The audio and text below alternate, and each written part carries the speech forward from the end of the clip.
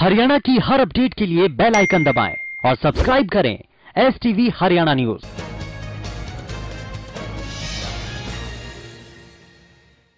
Haryana news के खास bulletin आपका जिला आपकी खबर में आप सभी का स्वागत है और मैं हूं आपके साथ सोनिया सतनीता। कांग्रेस विधायक बीबी बत्रा एक बार फिर विवादों में आ गए हैं। आपको बता दें कि आज उनका जन्मदिन है और इस बार बीबी बत्रा अपने जन्मदिन को लेकर विवादों में घिर गए हैं। बीबी बत्रा ने 4 मई को अपने कैंप कार्यालय में कार्यकर्ताओं के साथ जन्मदिन मनाया। इस दौरान उन्होंने राष्ट्रीय ध्वज वाला केक काटा जिसमें तिरंगे के रंग मौजूद थे। जन्मदिन की तस्वीरें सोशल मीडिया पर पोस्ट करने के बाद बीबी बत्रा विवादों में घिर गए। लोगों ने बीबी बत्रा को इस तरह के केक काटने के लिए काफी ट्रोल किया और नाराजगी जाहिर की।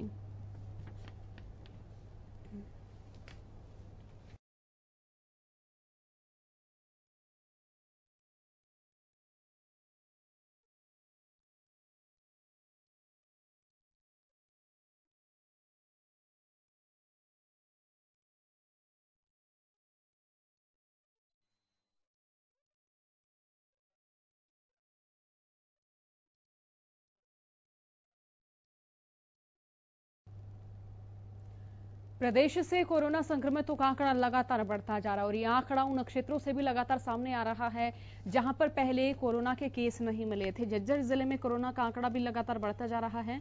जिले में अब 64 कोरोना पॉजिटिव के एक्टिव केस हो गए हैं, जिनमें से 53 केस अकेले बहादुरगढ़ के हैं। बहादुरगढ़ में कोरोना के 8 नए पॉजिटिव केस सामने आए। इनमें 5 सब्जी मंडी और 3 लोग वो हैं जो कुछ दिन पहले दिल्ली के सुल्तानपुरी से लौटे थे। जिला स्वास्थ्य विभाग के मुख्य चिकित्सा अधिकारी रणदीप पुनिया ने बताया कि स्वास्थ्य विभाग लगातार सैंपलिंग कर रहा है और जिले के 14 इंटर डिस्ट्रिक्ट और 10 इंटर स्टेट नाकों पर भी डॉक्टर तैनात किए गए हैं। बहादुरगढ़ में कोरोना मामलों के बढ़ने का कारण ही व्यावसायिक प्रतिष्ठानों को कोई छूट नहीं दी गई है।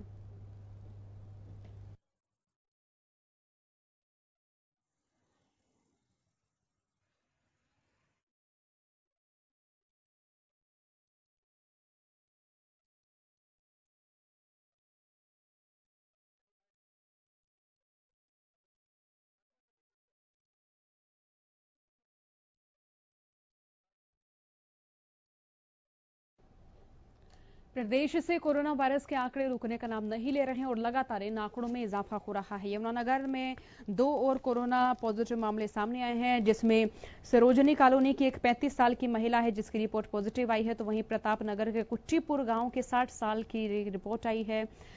दोनों इलाकों को कंटेनमेंट जोन घोषित किया गया है। पूरी तरह दोनों इलाकों को सील भी कर दिया गया है। अब तक यमुनानगर जिले से कुल 5 कोरोना पॉजिटिव मामले सामने आए हैं। स्वास्थ्य विभाग के अधिकारी का कहना है कि इन दोनों केसों के संपर्क में आने वाले सभी लोगों के सैंपल लिए जाएंगे।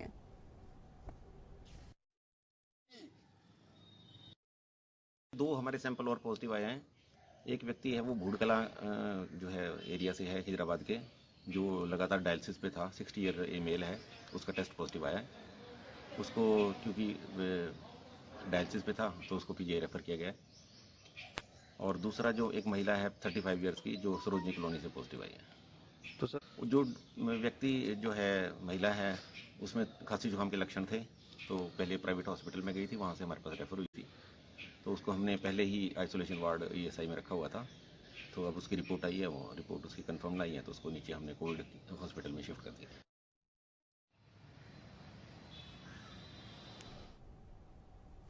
और हरियाणा से लगातार कोरोना वायरस के संक्रमण के आंकड़े बढ़ने की खबर आ रही है और प्रदेश के अलग अलग हिस्सों से कोरोना वायरस के आंकड़े लगातार बढ़ रहे हैं। पलवल जिले में कोविड-19 संक्रमण के 2 नए केस सामने आए हैं, जिसके चलते जिले में अब तक कोरोना के पॉजिटिव केसों की संख्या 34 से बढ़कर 36 हो गई है। हालांकि इससे पहले 32 मरीज स्वस्थ होकर डिस्चार्ज भी हो चुके हैं।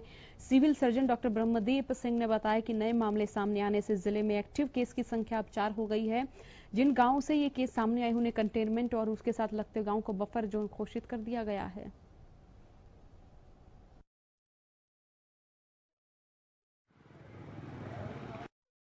केस नहीं था 15 दिनों से और जितने 34 केस थे वो उनमें से 32 लोग ठीक होकर अपने घरों तक अपने पहुंच चुके थे।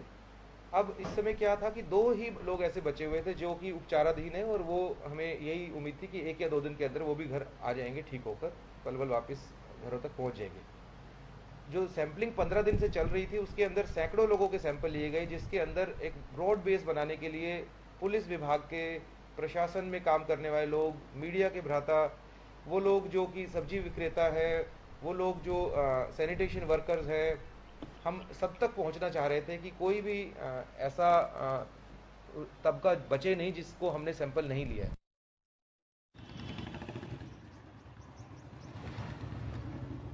तो लगातार आंकड़े बढ़ते जा रहे हैं और बता रहे हैं कि संपर्क के इलाकों को हालांकि सील भी कर दिया गया है। जहां जहां जो लोग संक्रमित हुए हैं वहां जो आंकड़े हैं वो लगातार बढ़ते जा रहे हैं। और देखिए, प्रवासी मजदूर भी लगातार अपने घर जाने के लिए संघर्षरत नजर आ रहे हैं और इसीलिए भी जहां जहां से वो गुजर रहे हैं उनके संपर्क से जो जो लोग आ रहे हैं उनमें भी खतरा माना जा रहा है कोरोना वायरस के संक्रमण का।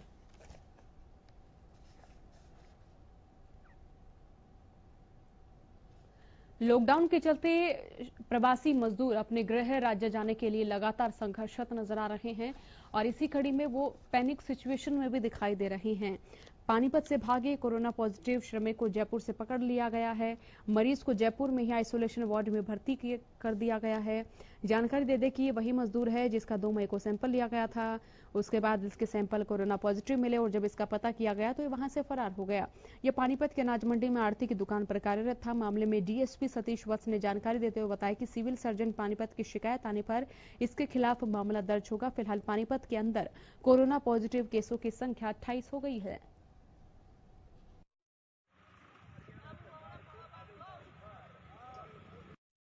जो उससे पहले 4 केसेस हमारे ठीक होके जा चुके हैं और बाकी रेगुलर प्रोसेस है। 100 से ऊपर तो हमारे फैसिलिटी क्वारंटाइन में है और बहुत सारी मात्रा में होम क्वारंटाइन है। एग्जैक्ट हाँ, पॉजिटिव का मैंने बताया ना, 26 केस इस समय हमारे पॉजिटिव एक्टिव हैं और 4 ठीक होके जा चुके हैं।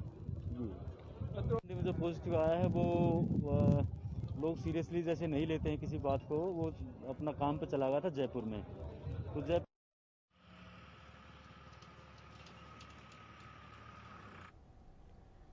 और लॉकडाउन के कारण प्रवासी मजदूर लगातार अपने गृह राज्य जाने के लिए जद्दोजहद कर रहे हैं और उनको काम न मिलने की सबसे बड़ी समस्या उनके आड़े आ रही है। और लॉकडाउन के कारण प्रवासी मजदूर काफी परेशान हैं। नूह के पीनगवा में 50 से ज्यादा मजदूर रोजगार और पैसे न होने के कारण परेशान हैं।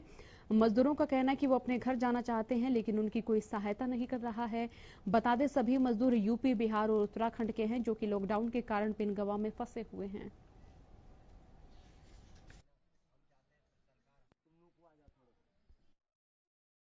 परिवार में इस बात की दिक्कत है, मेरे लड़की ने बीमार है, यहाँ पर मैं फंसे हुए न जाने के लिए पैसे है नहीं, कोई प्रशासन मेरे को भेज रहा है यहाँ से, इसी बात को मेरे को दिक्कत है। यहाँ पैसे है तुम्हारे पास? पैसे भी नहीं मेरे पास है।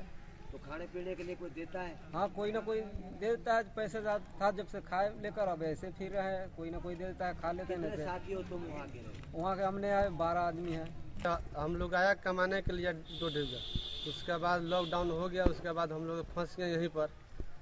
जो कमाया वो खा गया, उसका बाकी हम लोग के सरकार की तरफ से कुछ भी नहीं मिल रहा है। हम काम करने के लिए आए थे 5 मार्च को, तो लॉकडाउन में जब बंद हो गया 22 तारीख से, तो हम लोग का जो भी पैसा था हम लोग खा के ख़त्म हो गया। आज तक में 40 दिन के लॉकडाउन में हम लोग के पास कुछ नहीं बचा हुआ। यहाँ हम लोग ग्रामीण से संपर्क करने की कोशिश किए तो यहाँ एक टाइम खिचड़ी देता था, अब वो भी बंद हो चुका है, कुछ नहीं हम लोग को मिलता है। तो यहाँ किसके यहाँ काम करते थे आप लोग? यहाँ हम लोग एक बाल भवन है, इसी में हम लोग काम करते थे। तो ठेकेदार नहीं देता पैसा, कोई मदद? ठेकेदार जब से लॉकडाउन हुआ आ ही नहीं रहा, बोलता है लॉकडाउन में कहाँ आ पाएंगे हम। लॉकडाउन के चलते प्रवासी मजदूर अपने गृह राज्य जाने के लिए लगातार संघर्षरत नजर आ रहे हैं और इसी कड़ी में जिला प्रशासन भी लगातार श्रमिकों को समझाने बुझाने का काम कर रहा है।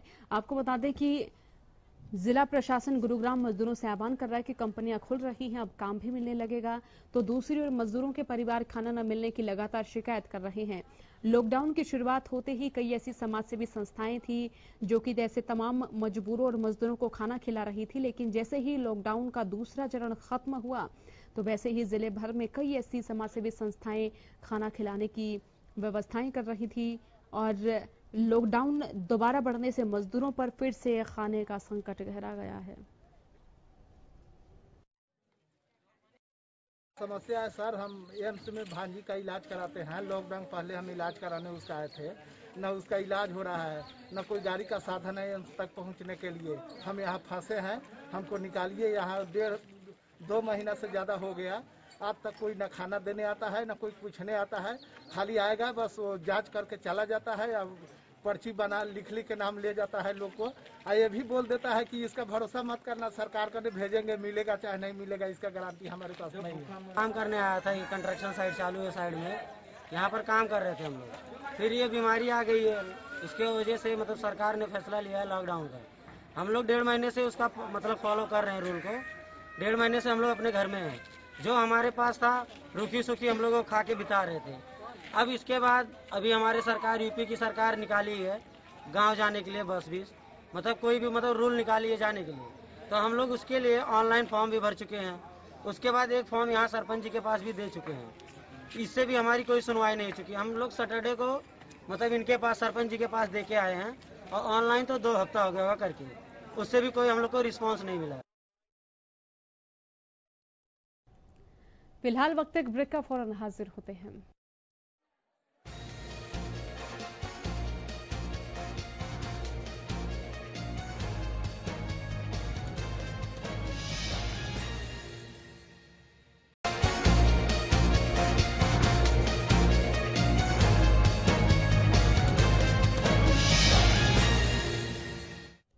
ब्रेक के बाद एक बार फिर आप सभी का स्वागत है। बढ़ते हैं खबरों की ओर। जिस तरह से प्रदेश में कोरोना वायरस का संक्रमण बढ़ रहा है, उसको देखते हुए प्रशासन की ओर से ये हिदायतें दी जा रही हैं कि तमाम जो लोग हैं उनकी मास स्क्रीनिंग की जाए। और कोरोना से निपटने के लिए शासन प्रशासन के साथ साथ चिकित्सकों की टीम अपनी जिम्मेदारी निभा रही है। और वहीं कोरोना वायरस से संक्रमित व्यक्तियों के अस्पतालों से भागने की घटनाएं भी लगातार उजागर हो रही हैं। ऐसा ही मामला बाड़सा स्थित एनसीआई में बनाए कोविड-19 अस्पताल में देखने को मिला, जहां एक कोरोना संक्रमित व्यक्ति ने भागने की कोशिश की। व्यक्ति ने वार्ड से निकलकर बाहर काफी हंगामा भी किया।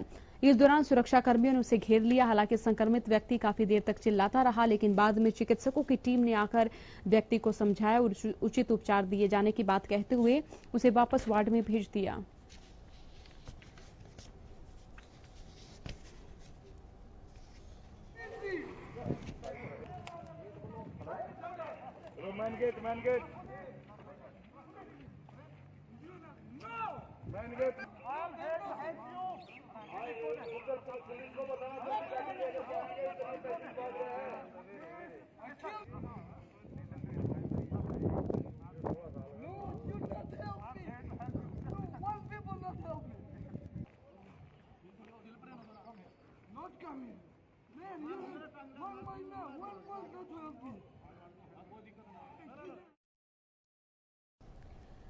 कोरोना वायरस के तीसरे चरण की शुरुआत 4 मई से हो चुकी। इसी के साथ प्रदेश सरकार ने लगातार लोगों के लिए कई सारी सहूलियतें भी दी हैं, कई क्षेत्रों में रियायतें दी हैं, कई तरह की छूट दी गई है और मार्केट भी खोला गया है। वहीं पुलिस प्रशासन की ओर से शहर के सारे नाके हटा दिए गए हैं, लेकिन पंजाब हरियाणा नाके पूरी तरह से सील कर दिए हैं। वहां पर सख्ती बरती जा रही है। सिरसा में पंजाब हरियाणा बॉर्डर पर पुलिस ने अपना कड़ा पहरा लगा दिया है। दूसरे राज्यों में जाने की अनुमति दिखाने के बाद ही वाहनों को बॉर्डर क्रॉस करने की इजाजत दी जा रही है। और वहीं पुलिस के साथ साथ स्वास्थ्य विभाग के अधिकारियों ने मोर्चा संभाल लिया है। हर व्यक्ति की स्क्रीनिंग की जा रही है। संदिग्ध मिलने की सूरत में उस व्यक्ति को बॉर्डर क्रॉस करने की इजाजत नहीं दी जाएगी।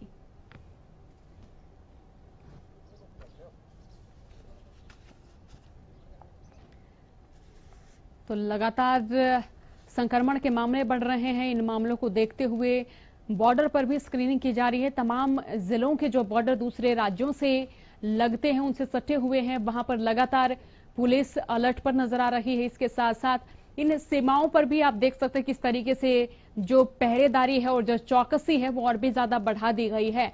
तो कोरोना को मात देने के लिए प्रशासन भी लगातार मुस्तैद नजर आ रहा है और बॉर्डर पर जो भी व्यक्ति आ जा रहे हैं उनकी स्क्रीनिंग की जा रही है, लक्षणों का पता लगाया जा रहा है। और स्क्रीनिंग के दौरान जिस व्यक्ति में लक्षण नहीं मिलते हैं उसकी ही आवाजाही की अनुमति दी जा रही है।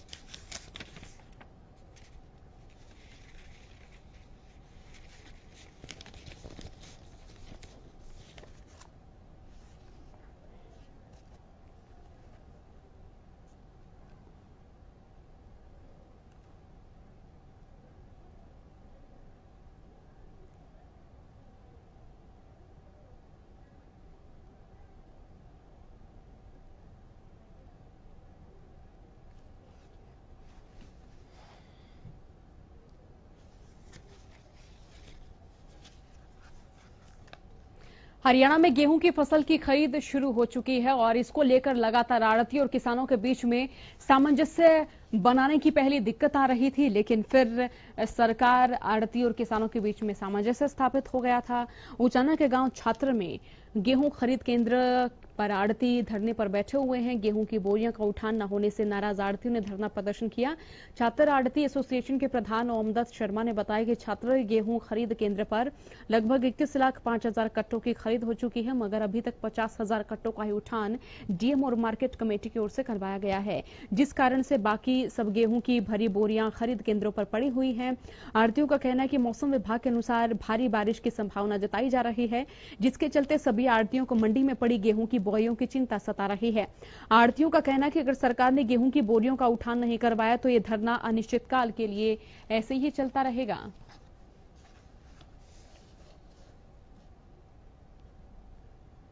बुलेटिन में फिलहाल के लिए इतना ही। बने रहिए हरियाणा न्यूज के साथ। नमस्कार।